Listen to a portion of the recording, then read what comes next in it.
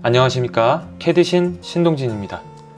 이번 시간에는 간섭 분석에 대해서 배워보도록 하겠습니다. 교재 40페이지. 지난 시간에 저장했던 파일을 불러오겠습니다.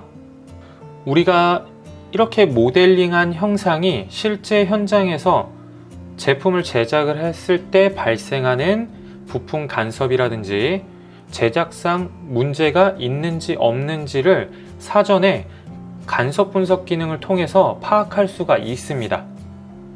만약 간섭이 발생을 한다면 실제 이 제품을 제작을 했을 때 조립이 되지 않을 수가 있어요. 따라서 3D 모델링에서 이렇게 조립품을 만든 이후에는 간섭 분석을 꼭 하셔야 됩니다.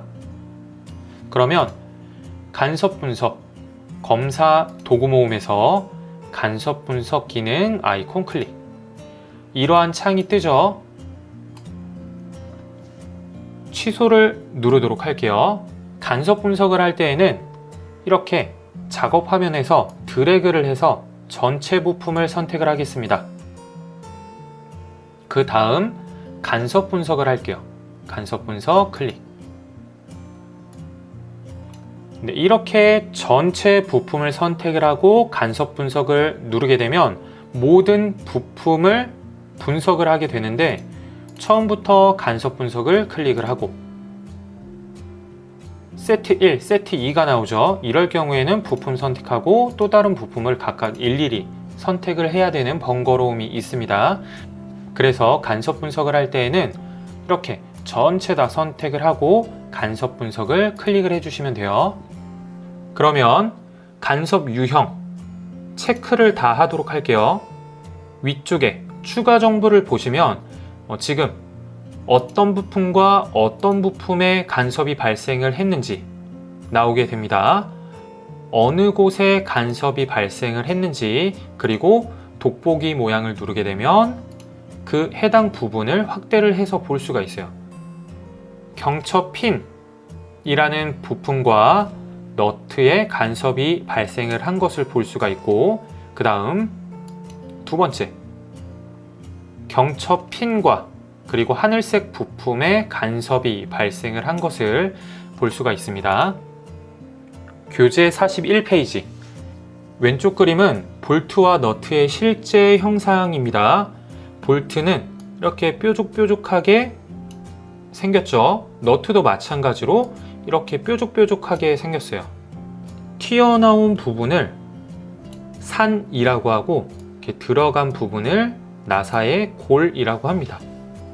실제 형상은 이렇게 생겼기 때문에 볼트와 너트를 체결을 하게 되면 이런 식으로 이제 딱 맞게 조립이 되죠. 근데 우리가 모델링을 할 때에는 이런 식으로 모델링을 하지 않고 이거를 뾰족뾰족하게 하는 게 아니라 일자로 모델링을 합니다. 너트도 마찬가지예요. 일자로 모델링을 해요. 그럼 그 단면을 보게 되면 볼트의 이쪽 부분 그리고 너트의 이쪽 부분은 이제 서로 간섭이 발생을 하게 됩니다. 왜냐? 이렇게 실제 형상대로 모델링을 하지 않기 때문에 지금 이쪽 부분에서 간섭이 발생을 하는 거예요. 그렇기 때문에 볼트와 너트, 나사부에서 발생을 하는 간섭은 앞으로 모두 무시하셔도 돼요. 실제 형상대로 모델링을 하지 않기 때문에 당연히 간섭이 발생할 수밖에 없습니다. 그럼 스레드 간섭은 무시해도 되겠죠. 간섭 유형에서 일반은 한번 저희가 파악을 해보도록 할게요. 확인 눌러주시고요. 뷰, 클릭, 단면도 기능이 있어요. 화살표를 눌러서 반단면도 클릭. 마우스 커서의 평면이 하나 생성이 됐죠. 그러면 이 앞쪽에 있는 이 평면을 바로 드래그를 할게요. 그럼 단면을 확인할 수가 있습니다. 적절하게 위치를 잡고 정확한 거리를 입력을 하셔도 돼요. 그리고 체크, 엔터를 누르셔도 됩니다. 네, 한번 단면을 다시 보도록 할게요. 지금 확실히 보이죠? 이쪽 부분에 간섭이 발생한 것을 볼 수가 있습니다. 검사, 간섭 분석을 다시 한 번 더 할 건데요. 단면 처리가 된 상태에서는 작업 트리에서 부품들을 선택을 해야 돼요. Shift 키를 누른 상태에서 각 부품들을 선택을 하거나 또는 컨트롤 키를 누른 상태에서 부품들을 선택을 하셔도 돼요. 간섭 분석. 지금 보시면 지금 이쪽 부분에 간섭이 발생을 한 것을 볼 수가 있습니다. 43페이지 뷰에서 단면도를 종료를 할게요. 뷰 종료 클릭. 그러면 경첩 핀 그리고 3번 경첩 본체 하 부품을 열어서 확인을 해 보겠습니다. 우선 핀 오른쪽 버튼 열기, 검사 측정. 지금 이 핀의 지름은 20이에요. 그 다음 경첩 본체 하 오른쪽 버튼 열기, 검사 측정, 구멍 클릭, 지름 19. 지금 이 두 개의 부품은 핀이 20이고 구멍이 19예요. 이 핀의 직경이 구멍보다 훨씬 더 크기 때문에 간섭이 발생을 하고 있는 겁니다. 그렇다면 우리는 어떻게 수정을 해야 될까요? 이 구멍을 더욱더 크게 넓혀야 되겠죠. 교재 44페이지 보도록 하겠습니다. 경첩 본체 하 끄고 경첩 핀 끄고, 이렇게 조립품만 남겨 놓을게요. 각 부품을 수정을 하는 방법은 두 가지 방법이 있어요. 첫 번째 방법, 해당 부품 오른쪽 버튼을 누르고 열기, IPT 파일을 열어서 수정을 하는 방법이 있어요. 닫기, X 누르고, 조립품 상에서 해당 부품을 더블 클릭을 합니다. 더블 클릭을 하게 되면 나머지 부품들은 투명 상태가 되고 왼쪽에 있는 작업 트리는 나머지 부품들은 모두 회색으로 음영 처리가 되고 내가 더블 클릭한 부품은 흰색으로 활성화가 돼요. 이 상태에서는 IPT 파일을 수정을 할 수가 있습니다. 지금 조립품 상에서 더블 클릭을 해서 수정을 하는 방법은 다른 부품들을 투명한 상태로 볼 수가 있기 때문에 조립 관계를 파악을 하면서 수정을 할 수 있는 장점이 있어요. 근데 수정을 하다 보면 스케치를 할 때 이런 모서리들이 다 인식이 됩니다. 다른 부품들에. 그러면 헷갈릴 수도 있겠죠. 그래서 초반에는 이 부품을 열어서 수정을 하는 게 더 편해요. 그래서 복귀 누르시고 오른쪽 버튼 열기,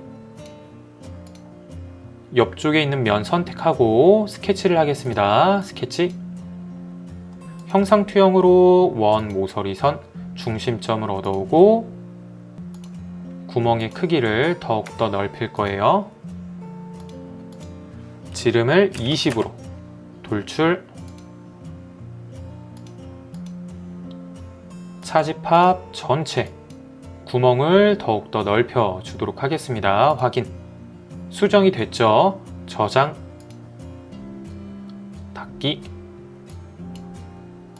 그 다음 IPT 부품 파일을 수정을 했습니다. 수정된 내용이 조립품에도 적용이 되도록 업데이트를 할 거예요. 가장 위쪽에 있는 번개 모양 클릭. 업데이트를 하려고 하는데 업데이트 중 오류가 발생을 했다고 이런 창이 뜨게 됩니다.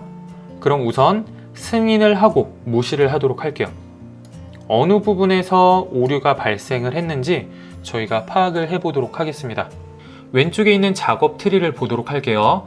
메이트 4번에 오류 표시가 나왔죠. 오른쪽 버튼, 나머지 반 클릭. 지금 현재 3번 부품, 하늘색 부품과 그리고 핀, 옆쪽에 있는 이 핀, 메이트 4번이 오류가 발생을 한 것을 볼 수가 있습니다. 48페이지를 보도록 하겠습니다. 조립품을 작성을 할 때 오류가 발생하는 원인은 크게 두 가지가 있어요. 그 오류를 해결하는 방법에 대해서 배워보겠습니다. 첫 번째 오류의 원인은 기존의 요소가 제거가 됐을 때 오류가 발생을 하게 됩니다. 저희가 지난 시간에 조립을 했을 때 이 안쪽 면과 이 바깥쪽 면을 선택을 해서 축과 축을 일치를 시켰었죠. 근데 방금 저희가 간섭 수정을 하면서 이 파란색 부품에 이 안쪽 면이 돌출로 인해서 잘려 나갔어요. 그러면 우리가 전에 작업을 했던 선택한 면이 제거가 된 거죠. 인벤터는 처음에 선택했던 면이 없어졌어요. 찾아주세요 라고 오류가 발생을 하게 되는 겁니다. 이럴 경우에는 어떻게 해결을 하냐면 왼쪽에 있는 작업 트리에서 오류가 발생한 구속 조건에서 오른쪽 버튼을 누르고 편집을 클릭을 합니다. 그 다음 제거된 요소, 이 안쪽 면이죠. 제거된 요소를 다시 선택을 해주면 돼요. 그럼 이 파란색 부품의 바깥쪽 면을 선택을 해주면 되겠죠. 제거가 된 요소를 다시 재선택을 해주시면 됩니다. 두 번째 오류의 원인을 한번 보도록 할게요. 예를 들어서 지금 이쪽 면과 이쪽 면에 각도 구속 조건이 적용이 되어 있습니다. 30도의 각도로 구속이 되어 있어요. 근데 내가 이 면과 이 면을 메이트 구속 조건으로 일치를 시켰습니다. 이미 사전에 각도에 의해서 구속이 되어 있는데 추가로 면과 면을 일치시킬 수는 없겠죠. 이처럼 초과로 구속 조건을 적용을 했을 경우에는 구속 조건이 충돌이 발생을 하게 됩니다. 그렇다면 이러한 문제를 해결하기 위해서는 이렇게 오류가 발생한 구속 조건을 지워주시면 돼요. 오류를 해결해 보도록 하겠습니다. 메이트 4번 오른쪽 버튼 편집. 안쪽 면이 제거가 됐기 때문에 처음에 선택을 했던 요소가 없어졌어요. 그러면 다시 바깥쪽 면을 선택을 해주면 되겠죠. 그럼 축과 축이 다시 일치가 됩니다. 확인. 왼쪽에 있는 작업 트리를 볼게요. 오류가 해결이 된 것을 볼 수가 있습니다. 또 다른 방법은 컨트롤 Z. 이게 조금 더 쉬울 수도 있어요. 오류가 발생을 한 구속 조건을 그냥 지워주는 거예요. 지금 3번 부품과 4번 부품에 발생한 오류 구속 조건을 오른쪽 버튼 삭제. 삭제를 하고 각 부품을 드래그를 해보는 거예요. 드래그를 해보면 현재 경첩 P는 면과 면이 일치가 되었고 축과 축이 일치가 된 것이 제거가 되었죠. 그러면은 다시 축과 축을 일치를 시켜주면 돼요. 확인. 만약에 오류가 난다. 그럼 편집을 눌러서 솔루션을 바꿔주면 된다고 했었죠.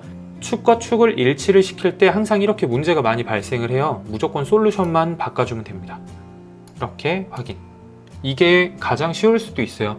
오류가 발생한 구속 조건을 삭제를 하고 각 부품을 드래그를 해서 현재 상태를 파악을 하고 구속 조건을 다시 적용을 시켜주시면 됩니다. 정리하겠습니다. 오류의 원인은 크게 두 가지로 나뉜다고 했었어요. 첫 번째 원인, 기존에 내가 선택했던 요소가 제거가 됐을 때 오류가 발생을 합니다. 이 오류를 해결하기 위해서는 구속 조건 편집에서 그 요소를 다시 선택을 해주면 된다고 했었어요. 두 번째 원인, 구속 조건을 잘못 적용을 해서 충돌이 발생하거나 중복이 됐을 경우 오류가 발생을 하게 되는데 이때에는 해당 구속 조건을 제거를 하고 각 부품을 드래그를 해서 현재 상태를 파악을 하고 구속 조건을 다시 적용을 하면 된다고 했었습니다. 마지막으로 각 부품들 전체 다 선택을 해서 간섭 분석을 다시 한 번 더 해볼게요. 스레드에 간섭이 발생을 하고 있지만 스레드는 무시해도 된다고 했었죠. 나머지는 간섭이 없기 때문에 이 형상은 제작이 잘 될 거예요. 확인. 교재 50페이지 보도록 하겠습니다. 모델링한 부품과 조립품을 3D 프린터로 출력하기 위해서는 STL 파일 형식으로 저장을 해야 됩니다. 모델링한 형상을 STL 파일로 저장을 하게 되면 이렇게 삼각형의 형상으로 만들어지게 돼요. STL 파일로 저장을 할 때에는 단위는 밀리미터. 우리가 모델링을 할 때 항상 밀리미터로 모델링을 하기 때문에 단위는 밀리미터로 저장을 하고 해상도의 품질은 높게 저장을 해야 됩니다. 왜냐하면 모델링한 형상이 STL 파일로 저장을 하게 되면 이렇게 삼각형으로 형상이 만들어진다고 했었죠. 해상도를 높게 해야지만 이 삼각형의 크기가 작게 만들어지게 돼요. 삼각형의 수는 더욱더 많아지게 되죠. 그러면 모델링한 형상 그대로 제품을 3D 프린터로 출력을 할 수가 있어요. 만약에 해상도의 품질을 낮게 설정을 하게 되면 삼각형의 크기가 커져요. 삼각형의 수는 적어지게 되는 거죠. 그러면 이게 원으로 출력이 되는 게 아니라 삼각형의 크기가 크기 때문에 이렇게 각이 지게 돼요. 진원의 형태로 출력이 되는 게 아니라 각진 다각형으로 출력이 될 수도 있어요. 그렇기 때문에 단위는 밀리미터, 해상도의 품질은 높게 꼭 설정을 해주시기 바랍니다. 그럼 조립품으로 돌아와서 저장을 해볼게요. 저장 한번 눌러주시고 파일, 다른 이름으로 화살표, 다른 이름으로 사본 저장, 파일 형식은 STL, 옵션 클릭. 여기에서 단위는 밀리미터, 해상도는 높음, 나머지는 옵션 변경 안 하셔도 돼요. 밀리미터, 높음, 그리고 확인. 저장 위치 동일한 폴더에 저장을 하겠습니다. 저장. 이렇게 동일한 폴더에 STL 파일로 저장이 된 것을 볼 수가 있어요. 다시 한번 더 파일, 다른 이름으로 사본 저장. 네, 이번에는 또 다른 파일 형식인 스텝 파일 형식으로 저장을 해볼게요. 저장. 이렇게 스텝, STP 파일로도 저장을 할 수가 있습니다. 교재를 보시면 조립품 생성을 위한 다양한 연습 도면들이 있으니까 연습 도면 참고하셔서 조립품 생성하는 연습을 해보시기 바랍니다. 이상으로 강의 마치도록 하겠습니다. 수고하셨습니다.